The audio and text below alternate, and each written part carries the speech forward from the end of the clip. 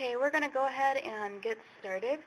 So I'm looking at the question down at the bottom. Got a few responses back. Looks like the majority is pretty much has absolutely no experience with the new item grid. So hopefully you will find today's session very helpful. I do encourage you to go into IMA production as soon as you have been able to sync over items, and actually go ahead and try to set your items up in the new item grid as soon as you can after today's course, just so that it really sticks with you. Because you're going to get a lot of information today, and if you don't put it into practice, it's probably not going to stick very well. But we will also have these available for you on our YouTube site, and I'll be sending out those video links later this week, so you can always revisit this as well. Okay, so give me a second, and we will go ahead and get started with today's session.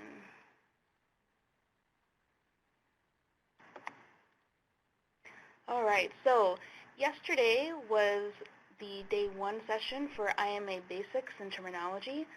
Today is day 2, and it is all about the new item grid. So as a reminder, over on the right side of your screen, the bottom, you'll see a chat pod. Please feel free to submit questions at any time using that chat pod. Above that, you will see a Files for Download pod. So you can download the PowerPoint PDFs for these presentations at any time just by selecting one and clicking Download File. Up at the very top, you do have some options as well, most notably the man icon. If you have any issues or you'd like me to speed up or slow down, there are some different options up there if you click that down arrow next to the man icon with his hand raised. So like I said, I am recording today's webinar. I'll be sending those out later this week, as well as the PowerPoints that are available on your right. And just as a reminder, if you could please put yourself in Do Not Disturb status in all messaging apps and close all email applications until the session is over, that will help ensure you get the most out of the session that you can. So I do have our participants muted at this time, so please use that chat pod for questions. If I need to at the end, we will re-enter interactive talk mode for any final questions. I prefer to leave it open, but I found that there's just always ends up being a lot of background noise. It's really distracting when I do leave it open. So hopefully this will help everybody to be able to hear the content clearly. So like I said, today we are going over setting up new items in the new item grid, and this includes using the grid history. Tomorrow we're going to be discussing IMA features, and on Thursday we will be discussing some different maintenance tasks that you may need to complete in IMA. So a quick note on manual item build. And I do have this question over here on the right. I know I did send out an email to let you know that today's session is primarily targeted towards those who use our data synchronization process. So I just kind of like to reiterate this because I don't want, if you only do manual item build, I don't want you to feel like today was a waste of your time.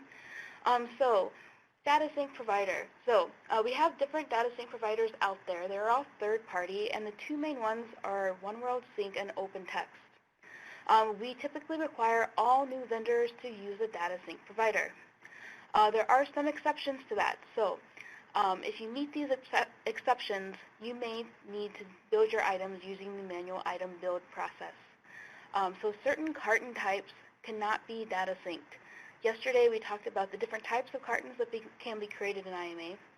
So the 3 most common ones, the each carton, uniform carton, and exploding assortment carton, those can all be data synced. If you build mixed cartons, assorted cartons, or pallet cartons, remember pallets, if they're built in the system that way, doesn't mean that you can't build them as a uniform carton or an exploding assortment carton and then just put them on the pallet. So if you actually build them in the system as a pallet, or if you build sellable cartons, those cannot be data synced. They do have to be built manually. So we do plan to eventually offer a recurring webinar for manual item build, but right now we just don't have the resources to create that session, so the date is still TBD. So if you need immediate assistance with manual item build, please reach out to imahelp@searshc.com. They will help walk you through that process and get started with setting those items up. So looking over at the right, let me broadcast this. It looks like good. So most of you are using data sync. Some of you use both, and one person just doesn't know. So if you don't know if you use data sync, this is something you're going to need to talk to other people at your company, because like I said, the data sync providers are third party. They aren't actually owned by Sears. So there may be a different person that is responsible for the data synchronization role at your company. If you're brand new, it could be that you're actually going to be responsible for it and you just don't know. So do ask other employees at your company if you use the data sync provider. And I see Romy saying she uses EdgeNet. So yeah, there's definitely some different third-party providers out there. Just the two main ones are OpenText and GXS. Or sorry, no, OpenText is GXS. So OpenText and More Mode Sync. All right, so let's move on. There is another option that I wanted to point out to you. If you are not going to be setting up very many items and you won't be setting them up again until like maybe next year, you might prefer to have SHC build the items for you. We do have a program for that. It is $5 per G10, so that means for most typical items it's going to be about $10 total, $5 for the retail UPC and $5 for the shipping G10. I don't actually work with this program, so if you would like more information on it, I did provide a link there for you as well as an email address. I think there is also a link from the vendor portal page up at the very top, the menu line.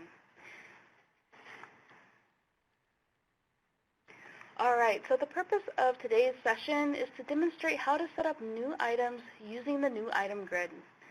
So after completing the session, you will be able to identify how to access IMA and IMA resources, demonstrate how to set up new items in the new item grid, demonstrate how to utilize grid history to access in-process grids, and review pending errors.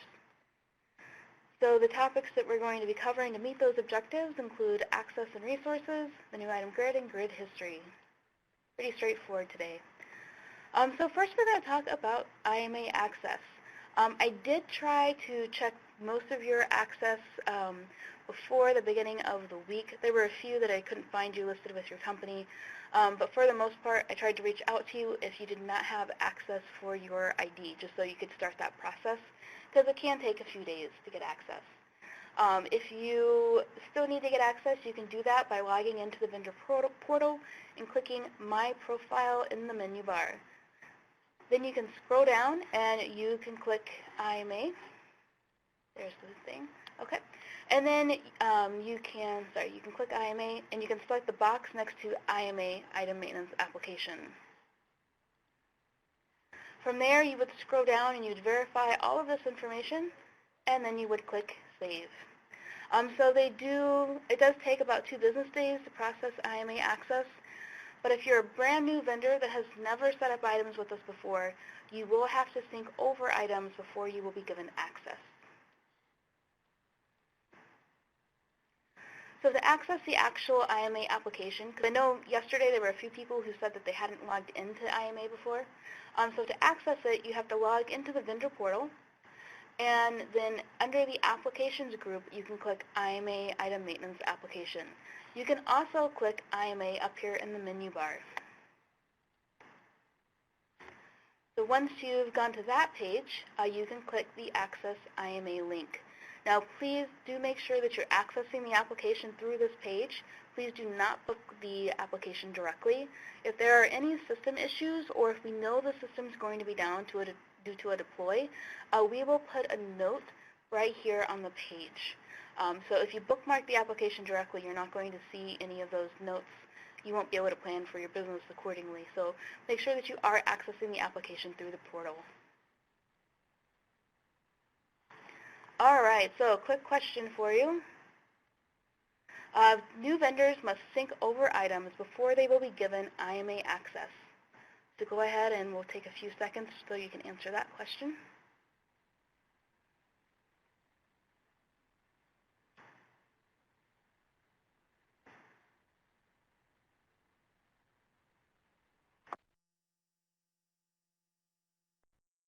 All right, just a few more seconds.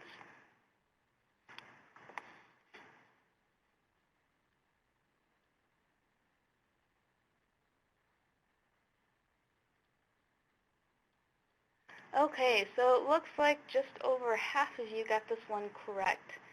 This is true. If you are a brand new vendor, you will not be given access to IMA until you sync over items from your data sync provider. And all right, so you have another question coming up, and you can take a few slides to fill out this one.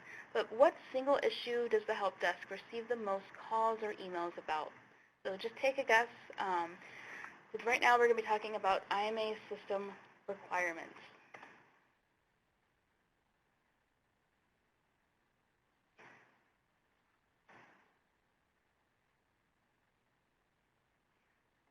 I'll give you just a few more seconds, and then we'll move on.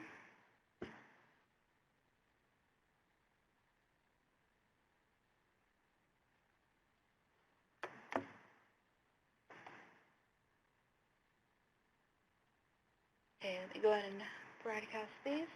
So here you can see there's a variety of answers. You have item setup, syncing over new items, password forgotten, finding items, carton, dimensions and weights. IMA is kind of broad. G10s, exploding assortments, errors. All right, so no one has gotten it yet. So the answer to this question is browser compatibility. That is the single issue that we get the most calls about to our help desk. So to access IMA, you should only be using Internet Explorer. Please do not use Firefox or Chrome to access IMA. You might be able to log in and you might be able to do a few functions, but eventually it's going to break on you. That usually involves the screen freezing, or maybe filters don't show up, part of the screen doesn't load. Something always happens if you try to use Chrome or Firefox, so do not use those. You have to use Internet Explorer. And in addition to that, IMA was actually created to be the most compatible with Internet Explorer 8. So most of you will likely not be using Internet Explorer 8 on your computers. You will probably use a much newer version than that. So you will need to set compatibility view. Also, as a requirement, you have to have 2 gigabytes of memory, and you have to have the Flash player installed so you can use the grid editing feature. You need this in order to access the new item grid. All right, so if you don't know what version of Internet Explorer you have, you can view that by going to Help and then About Internet Explorer. So here you can see this one says it's Internet Explorer 8. So if you did see 8, you would be good to go. But like I said, you will probably see a much newer number than that, like Internet Explorer 11.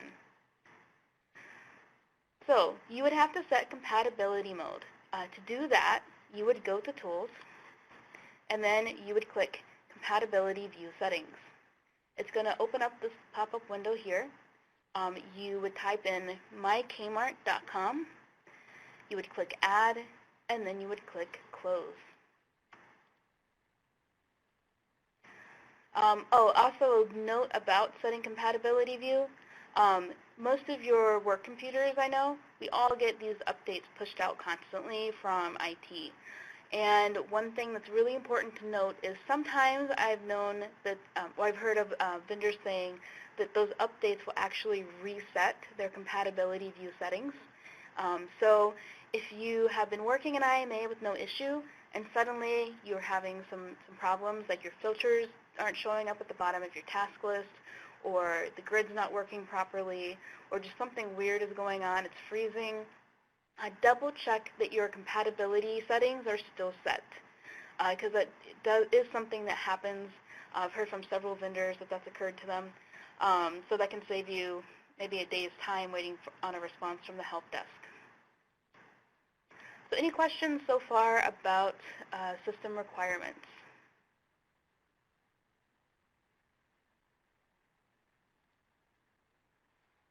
All right, so I got a question for you. Which is the only browser that should be used to access IMA?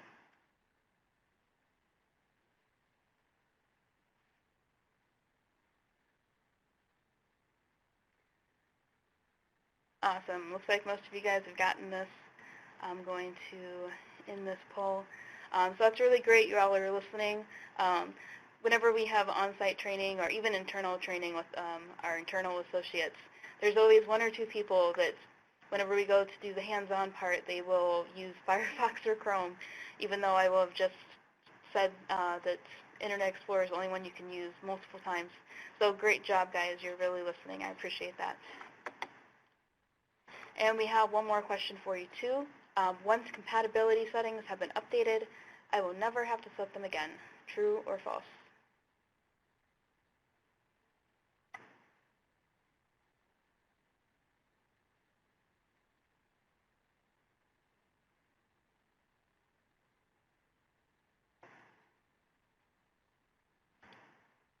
All right, so most of you got this right. Once compatibility settings have been updated, you may have to set them again. So like I said, if you get updates pushed out to your computer, sometimes it can reset those settings. So this is false. You would want to go back and check it if it's suddenly not behaving as you would expect when you're in IMA, if it's freezing or something, because you may have to reset those settings due to system updates. All right, great job, guys.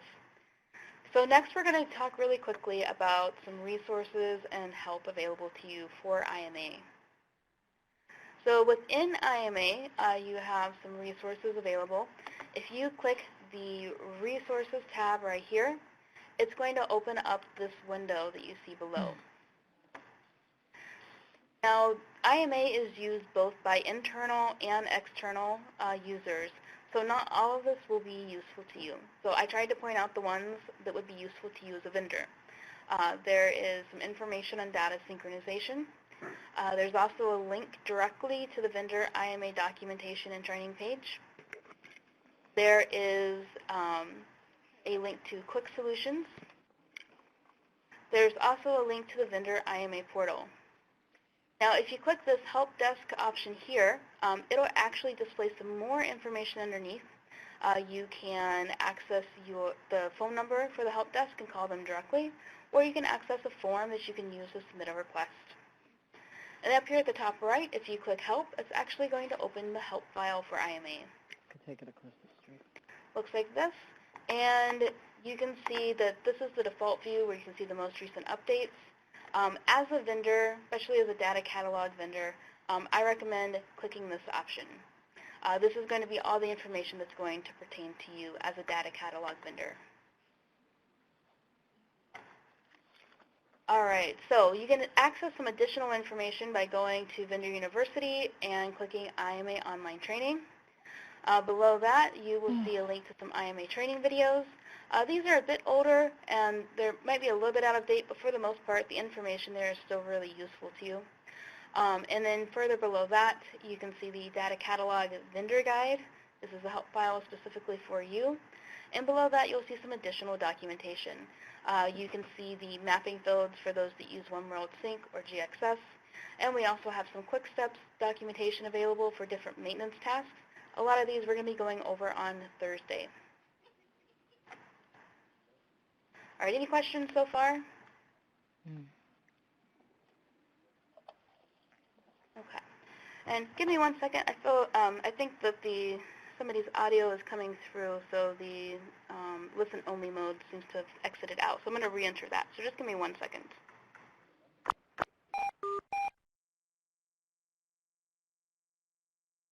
Okay. All right, so hopefully that will cut out the background noise. I had entered it for somehow someone was still coming through.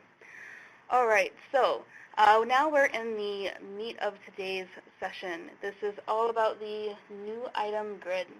So if you could take a minute, and I know most of you were brand new and you said you didn't have any experience at all with the new item grid. So if that's the case, you don't really have anything you can really enter for this question. But if you have any experience with the new item grid, I would love to hear what is your biggest struggle with it. So go ahead and just take a minute to answer a question there. Yeah, you don't need to put in an answer if you don't have any experience with the grid at all.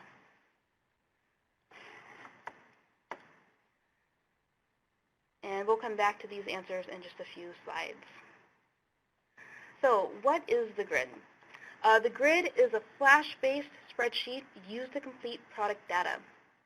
It is used by vendors who send items to IMA using data synchronization. And one of the huge benefits of using data synchronization is that you can work up to 50 items at a time in a single grid. If you're building your items manually, you have to enter all the information about every single item individually, so it can be really time-consuming. When you're using data synchronization, you can pull up to 50 items at a time. You can copy information down from item to item instead of having to enter it individually. So it can be much more efficient to set up items using the new item grid. A quick note about processing and transmission times. So items may not immediately be available in IMA after syncing. If you use One World Sync, those transmission times occur hourly between 2 a.m. and 11 p.m., except after 12 p.m. Saturday, Eastern Standard Time.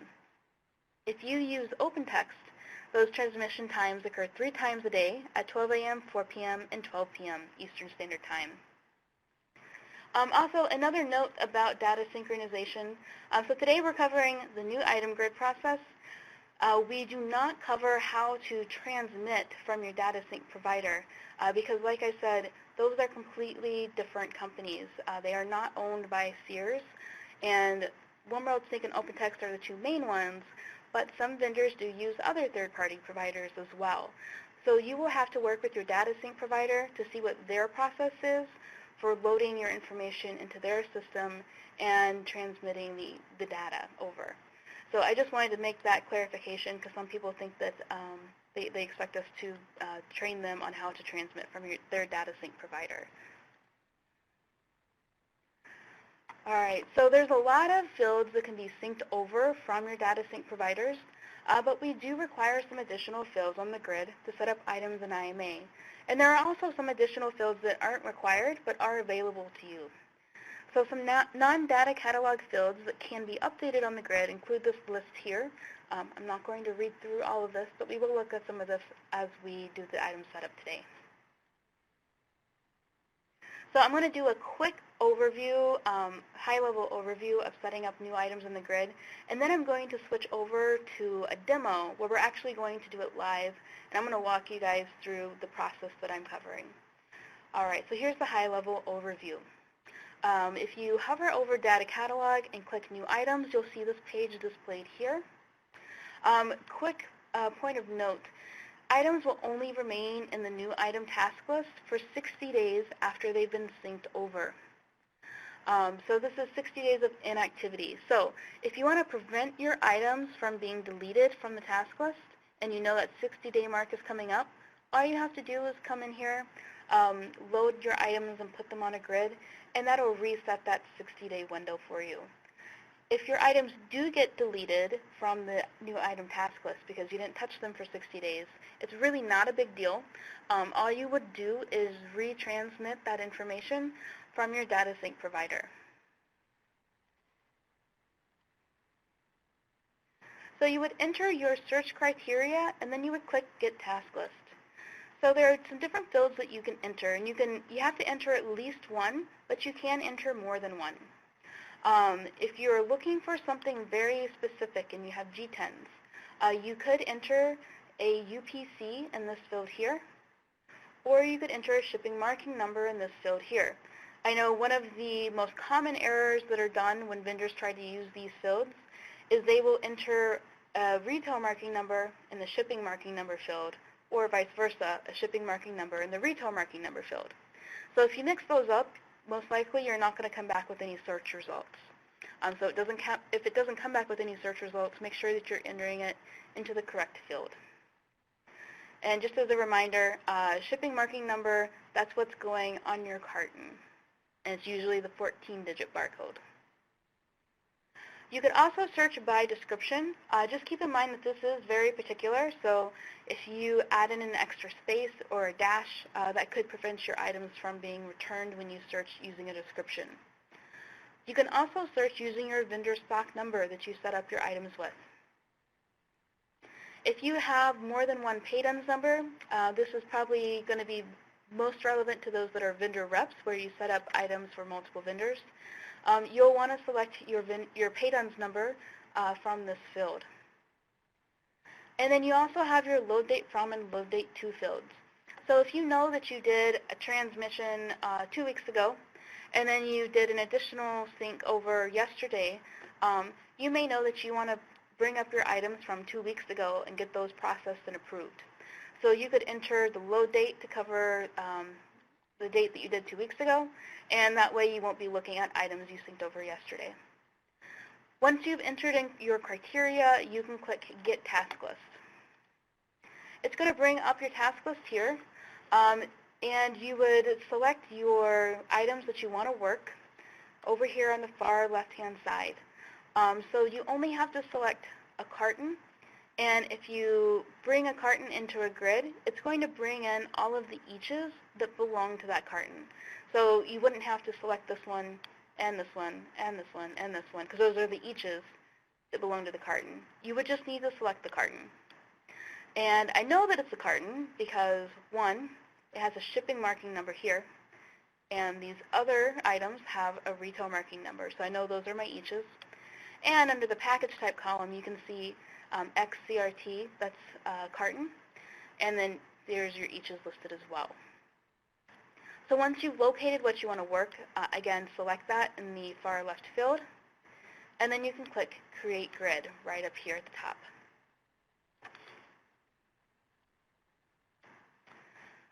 It's going to load this page, and on this page is where you enter specific information that will apply to everything that you pull onto that grid. That's going to include your division, your order DUNS, your category, your subcategory, and your flow type. All of them are required except for the subcategory at this point. You can enter your subcategory on the grid because you can have different subcategories for different assortments on your grid. But otherwise, all of that information has to be the same for everything on the grid. So you would select that and then click Apply. Okay, so real quick, I did get a question from Romy. He's asking if I can explain a carton versus a pallet. So let's say I have 50 eaches or bags on a wooden pallet. Okay, so yesterday during the basics session, we went over some of the terminology involved with packages, including the different types of cartons and the different types of pallets. So a carton that you're describing would either be a uniform carton or a uniform pallet. And really the difference is just how it's set up in the system.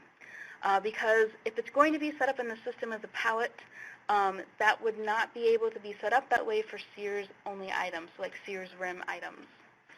That can only be done for items going through the Kmart ordering system. So if you need to set up, or if you need to ship Sears items on a pallet, you would just set it up as a uniform carton and put it on a pallet. So essentially they're kind of the same thing, a uniform carton, uniform pallet. In theory, they're kind of the same, except depending on, if you're going to do it as a pallet, it has to be for Kmart. It has to be for something going through the Kmart ordering system. But they're essentially the same. Yeah, so even still, talk to your buying team or your inventory team. They may say it's fine to just build it as a uniform carton and then just put it as a pallet. Yeah, the downside of building a pallet is that you cannot use data synchronization. So if they're fine with you building it as a uniform carton, that's the route that I would take. All right, so moving on with the grid. Once you click Create Grid, it's going to load the grid here. You would populate all required fields, and you would click Approve. Now, we're actually going to do this, so I'm going to go in much detail in a little bit, much more detail in just a few minutes on filling out all these fields. Be sure that you do save your grids frequently. So it will time out after 30 minutes of an activity. So make sure you're saving it, because if you fill it out completely and then you walk away and you didn't save it, you're going to lose all of your information. So when you're looking at your grid, there's a lot of information that you can see. Up at the very top, you will see this information highlighted in red. You can see what type of grid it is. So right now, we're working with new item grids. New item grids are indicated by this N. There are some other grid types that we will be looking at tomorrow and on Thursday, including a changes grid, return items grid, etc. And those all just have a different code for it. Further over to the right, you will see your SHC division and category. So this has to be applied to all of your items on your grid. So you can work up to 50 items on a grid, but you just have to make sure that they all have the same div cat, they all have to have the same flow type, and they all have to have the same DUNS. If that information is different on any of the items, you'll need to work them on separate grids. Oh, also, over here on the very far right, you see this lock icon. What that does is that allows your screen to lock or unlock. Everything to the left of this green arrow, so all of your titles that are in black here, all the headings in black, those are by default locked. So when you scroll left to right in your browser, only the fields to the right of this green arrow would scroll left to right. Now that works fine if you have a really large, if you have a normal-sized, larger monitor that you're viewing IMA in. If you're just working on your laptop, I know that resolution can be much smaller, and I don't find this very helpful when it's locking those screens on the left because there's hardly any room left on the right for the rest of the fields to scroll. So if you click that lock icon, you can unlock it, and then the entire screen will be able to scroll from left to right. So you can change your view that you're in as well. The default view when you go into a grid is going to be empty required. So that's going to bring all of the empty required fields into view so you know what's left that has to be completed before you can click approve. Now you may want to complete some additional fields that are not required, or maybe it's already been completed and you want to change it. To view every single field that you have access to, you can click all, and then you can scroll through and find whichever field you may be looking for. Now you can also navigate by the tabs here. So yesterday we talked about the different item components and how each of those components of the item have their own tab with specific information and specific fields on each of them. So if you know, let's say you're looking for the package configuration, then you know that lives on the Packages tab, so you could just click your Packages tab to access the carton configuration and update that.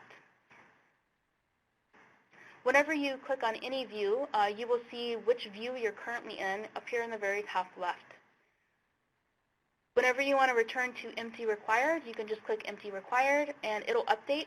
And so any of those fields that were completed will be removed from that view, and you'll only see what's still left for you to complete. All right, so before we move to this demo, I wanted to look at some of your responses for your trouble areas for the new item grid. So here we're looking at dimensions and shipping, filtering all G10s associated together. I'm assuming you mean in the task list. Okay, so those are really our only two answers. So I'll try to talk to those some while we go through the demo. So give me 1 second to share my screen.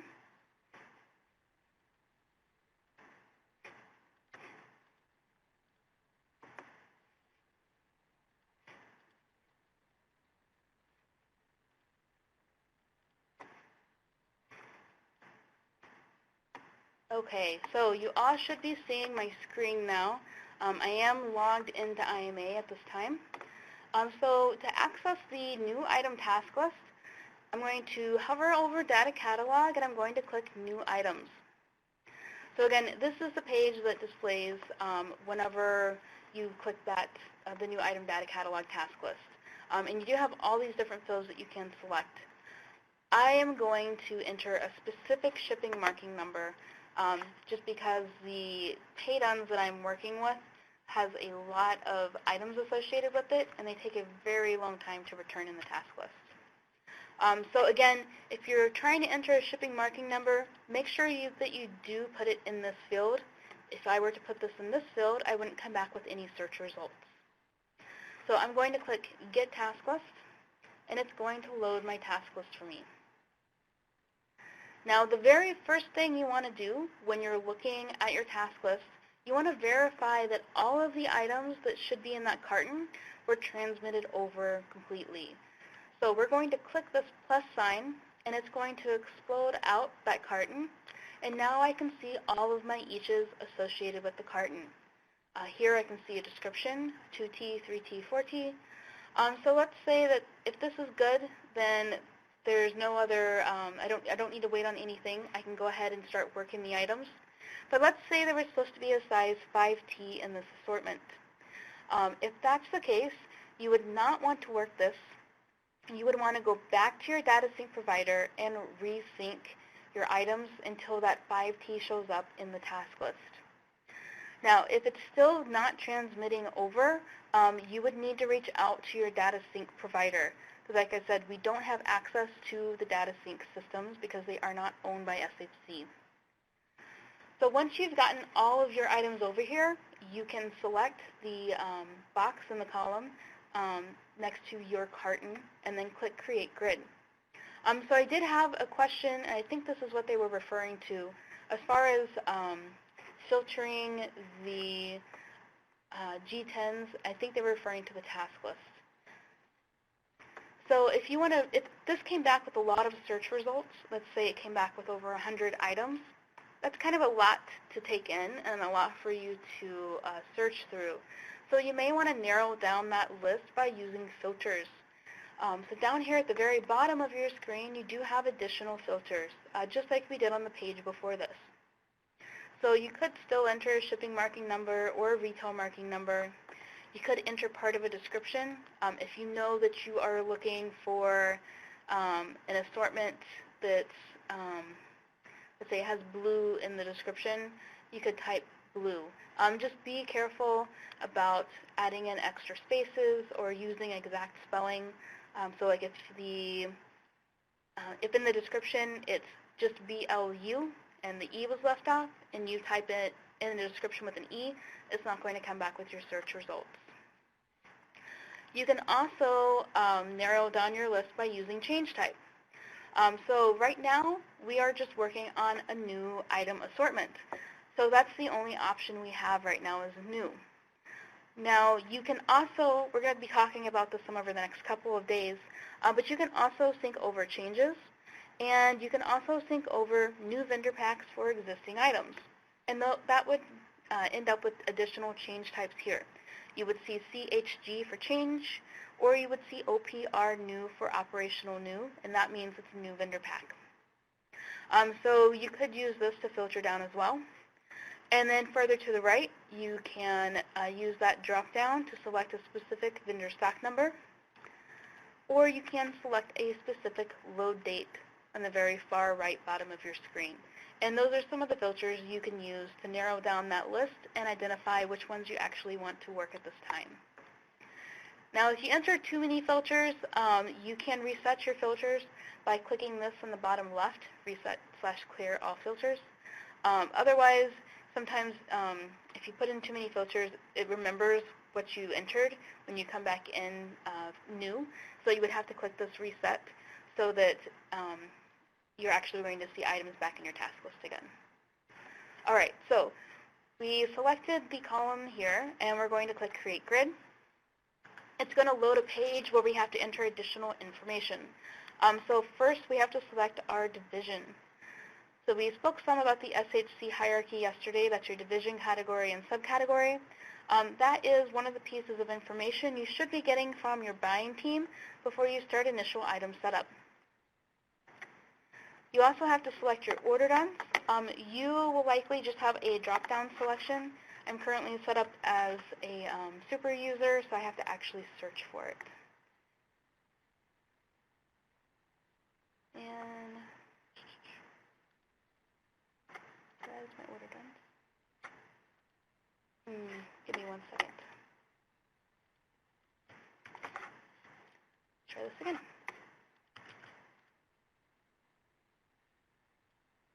Okay, let me try pay done.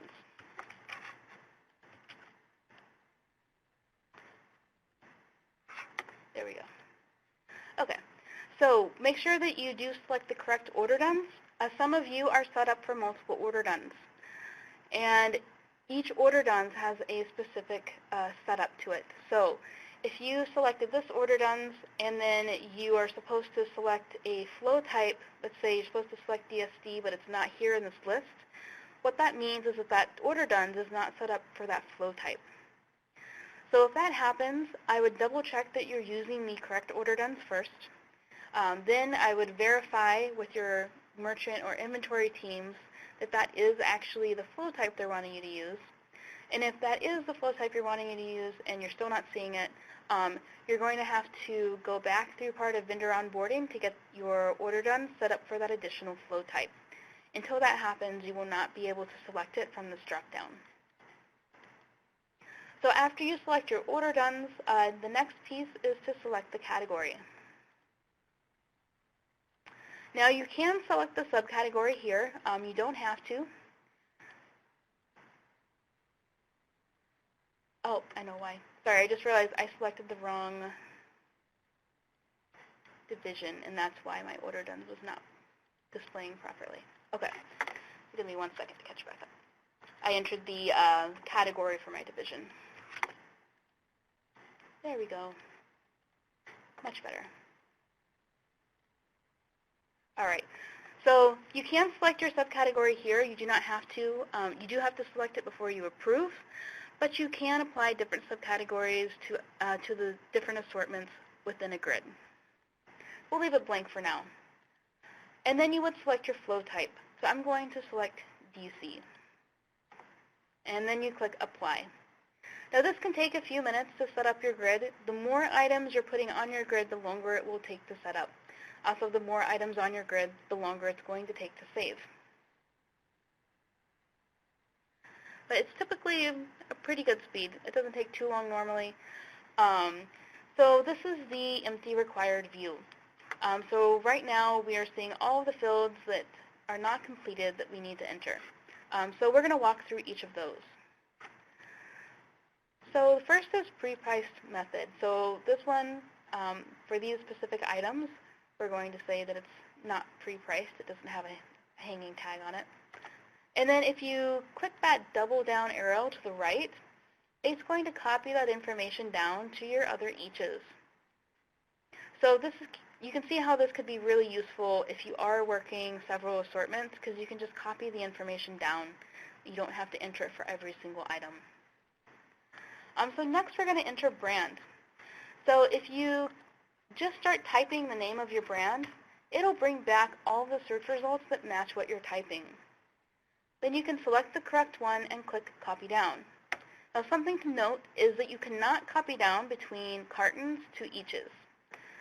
So just take note of that. So then you just repeat it for the eaches. Now we click Copy Down and it's on all of the eaches. So next we have our dimensions and weights. So I sent over the dimensions and weights for my eaches, but I forgot to complete the information for the carton when I synced it over. So right now those are blank and it's wanting me to complete those. So first I'll do the easy one, which is the weight. What a lot of vendors like to do is they will just add up what they see here. So if you just add up these 3 ones, you would think the weight would be 3. But that's not actually correct, because you have to take into account the total number of eaches in your carton. So how many eaches are in this carton? Well, we're not going to see the package configuration in the empty required view. We're actually going to have to go locate it. Package configuration is located on the Packages tab. So if I click the Packages tab, now I can see the package configuration. This field is actually titled Member Quantity. So I can see that there's a total of 6 eaches, 6 eaches in the member quantity. So that means that the weight would actually be 6, because each one weighs 1 pound and there's 6 total, so it would be 6. All right, so I clicked empty required view to go back to that view. I still have to enter my dimensions. So yesterday we went over how to calculate the cube sum value. So the cube sum value for this individual each would be 6 by 4 by 2. So it would be 48. And all of these are the same cube sum value, and there's 6 total. So I would need to make sure that my carton met that minimum requirement. And I'm actually going to enter something incorrect for now so that we will see an error when I go to approve it. And then we'll come back and correct it. So I entered 12 by 4 by 4. If you do the math, you'll realize that the cube sum value for the carton is less than the minimum cube sum value for all of these eaches. So I'm going to get an error from that. All right, so the next field is a perishable indicator.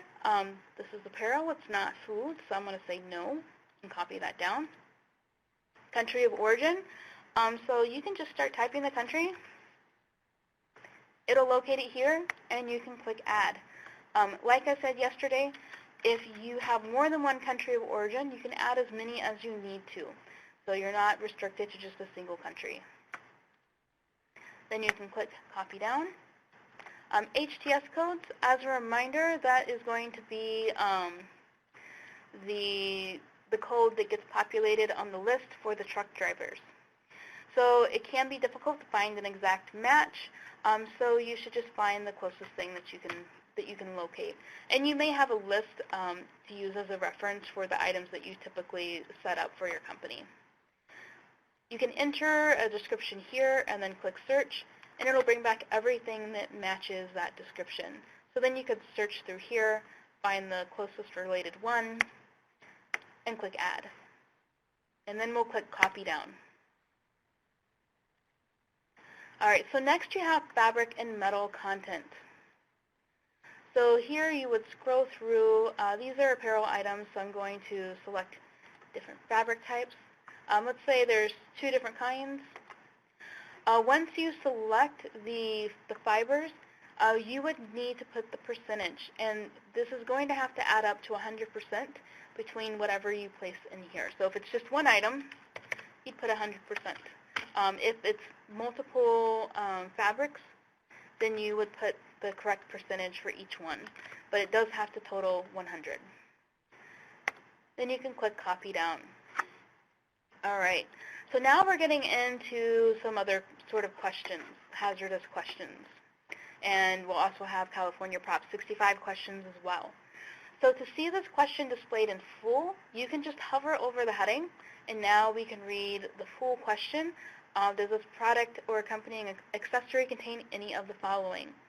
And then it also, come back up, gives some exclusions. Apparel is one of those that you should always answer no.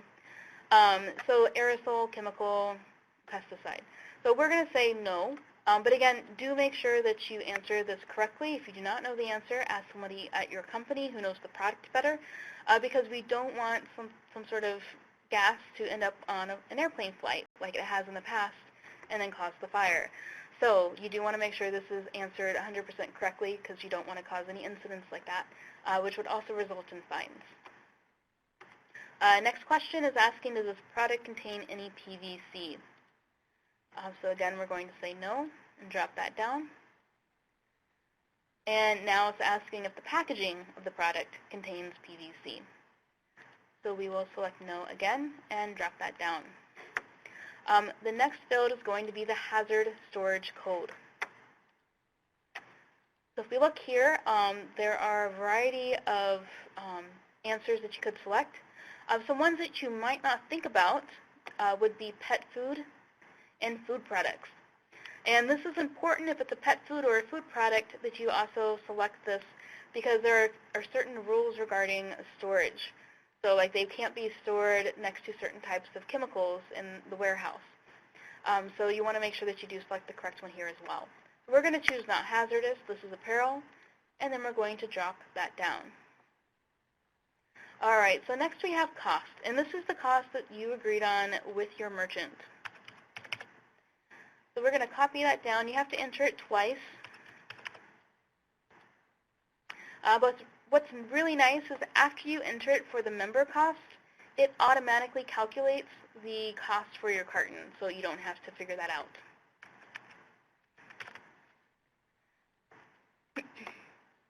All right, so the next field we have is the primary store format. So we are going to select Kmart. The other most common one you would select would be the full-line Sears stores. And then we're going to click that double arrow to copy that information down as well. All right, so next we have ship points. Ship points are where we are going to be coming to pick up your items to take to our DCs. So you do want to make sure you select the correct ship point, because if you select the incorrect ship point, we're going to show up at your warehouse in Pennsylvania, and you're not going to have any product there for us to pick up because we were supposed to go to New Jersey. So selecting the correct ship point is very important. If you are shipping DSD, that's direct to store, you will not have this filled because you would not be selecting it. You would be shipping direct to the store yourself. The next field is the vendor applied EAS tag. So again, this is that security tag that gets placed with items and times. So we're going to drop down and we chose no. And then you would select your projected first in-store date. So this is the date that your buying team plans to have this available in the store for sale. So this is also information you would get from your buyer. All right, so we do have an additional question about the California Prop 65. So you could read through this and select the correct answer. We are going to choose tested, does not contain any California Prop 65 chemicals. But again, if you do not know your products, talk to someone from your company who knows your products and can provide a correct answer to this question. Question number 2 is asking if there's a California Prop 65 warning label on the package. So again, we are going to select no for this example. All right, we're almost done. Now we have our SHC subcategory. So I'm going to select the subcategory here. If you had different assortments, you could choose different subcategories for different assortments. Just be aware that everything in a single assortment, so everything that goes inside of one carton, all have to be set up with the same subcategory. And finally, we have one more field for the EAS tag. So we're going to choose no, and we're going to drop that down. And real quick, I want to show you the lock. I know we talked about it, but I want to show you the difference. So as I've been scrolling through, it's just been scrolling everything to the right of that description line too. If I undo the lock, now when I scroll through, I will be scrolling through the entire thing.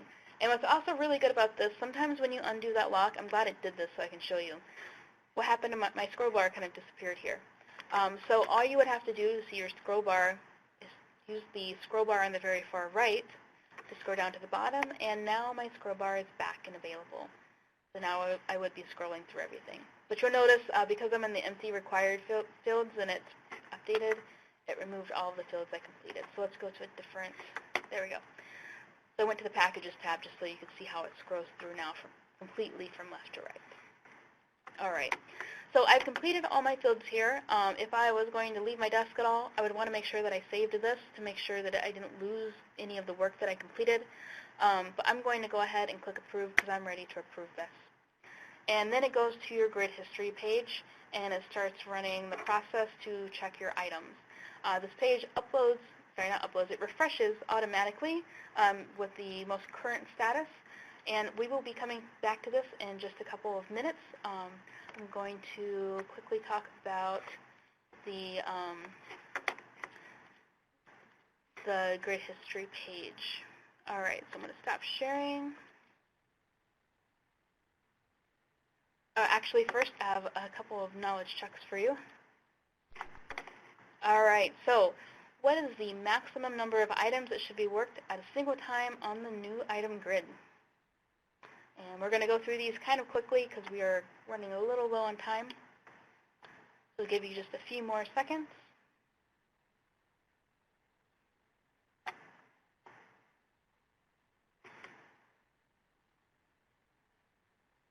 All right. So great job. Most of you got this one correct.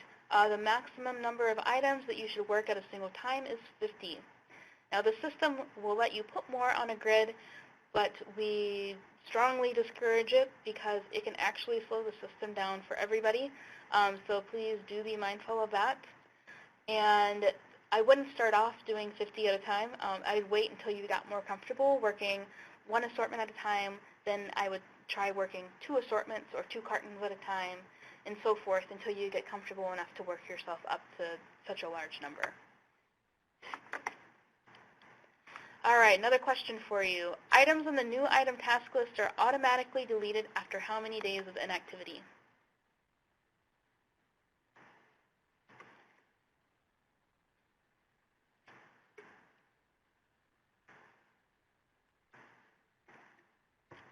Okay, just a few more seconds.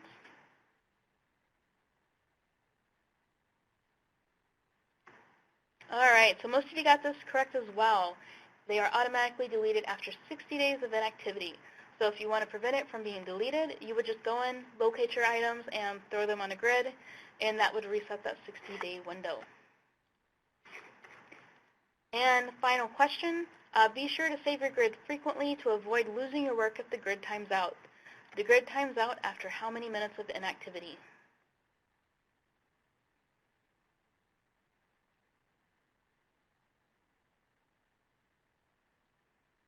All right, just a few more seconds.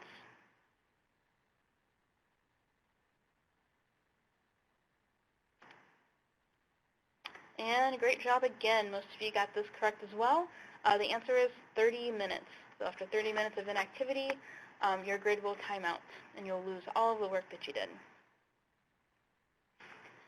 Okay, so really quick, we're going to go over grid history and then go back and check on the status of the items that I approved. So your grid history, to access it, you can hover over Data Catalog and click Grid History. I know it took us there after we clicked Approve, but you don't have to sit on that page and wait for it to process. You can go back to your task list and start working on some more new items. You can even exit IMA and come back the next day, so you don't have to sit and wait on that page. So you access it under Data Catalog, Grid History. Then you can enter search criteria and click search. I recommend using your user ID. That is the best criteria, I believe, to enter, because then you can actually see what you have been working on. And it'll be very specific, and you should recognize what comes up in the search results. So over here on the left, you can see the status. When we first had this page loaded after I clicked Approve, it was queued. Then it went to the running man for busy processing. So then it's going to come back as either completed or check for errors. So if it's completed, then that means that there's nothing else you have to do with it. But one thing to note is after you click Approve, if it becomes completed, you can't re-access that grid. So if you needed those KSN numbers for your records, you should copy those down before you click Approve, or even take a screenshot of it, whatever works best for you. If it comes back as check for errors, then you're going to have to resolve something before you can get it to go through to the merchant role. Also, this right here, initiated, that means that you started a grid, but you didn't save it. And then this icon, active, means that you started it, you saved it, you just haven't approved it. And you can re-access initiated, active, or check for errors by clicking this grid button over here on the very far right. There are different grid types. Today, we are just looking at new item grids. The following days, we'll be looking at some of the other grids. And I want to go back into the new item grid, back into IMA, so I can show you the grid history page and resolving errors.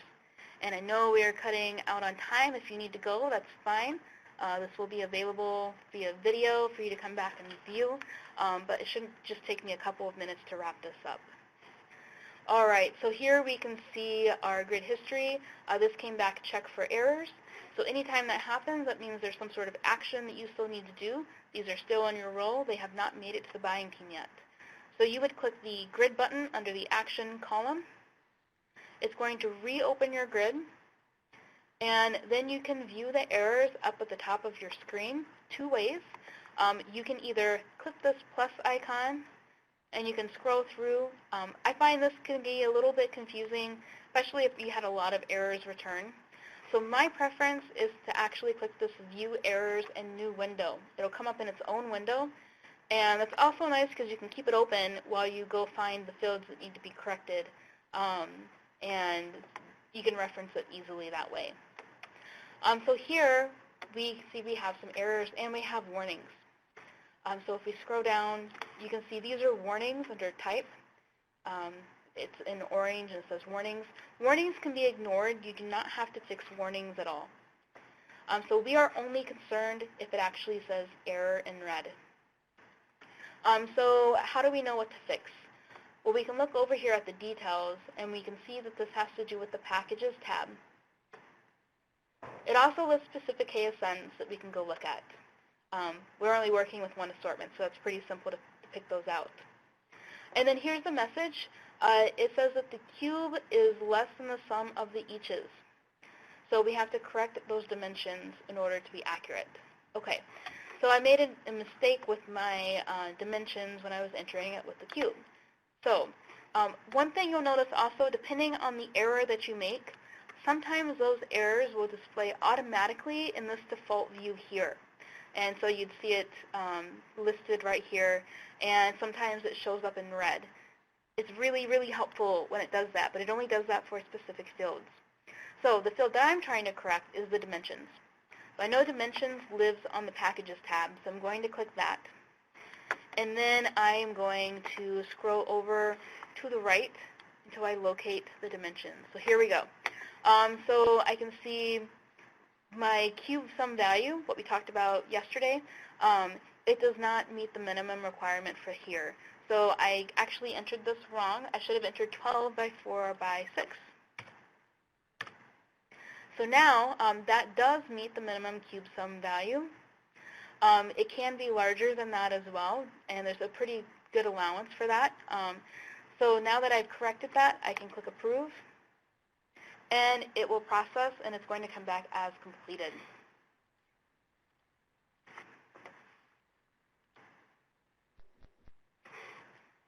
All right, so I'm going to wrap up real quick, and then if you have questions, I'll take those right at the end. So some key points to remember. Double check that all items have synced over for the carton before working the items through a grid. Your buyer should be providing key information for item setup, such as DUNS, flow, store format, SHC hierarchy, required carton types, and agreed upon cost. So if you always set up your items the same way every single time, you may not always receive all of this information. But if you're brand new or if you have different ways that you set up your items, this is information you should be getting from them. Double check that the carton dimensions and weights are correct, and be sure to save your grid frequently. All right, so that's all we have today for day 2, setting up items in the new item grid. Tomorrow we're going to be going over IMA features. So I will hang on the line if you have any questions, but otherwise I hope you all have a great day.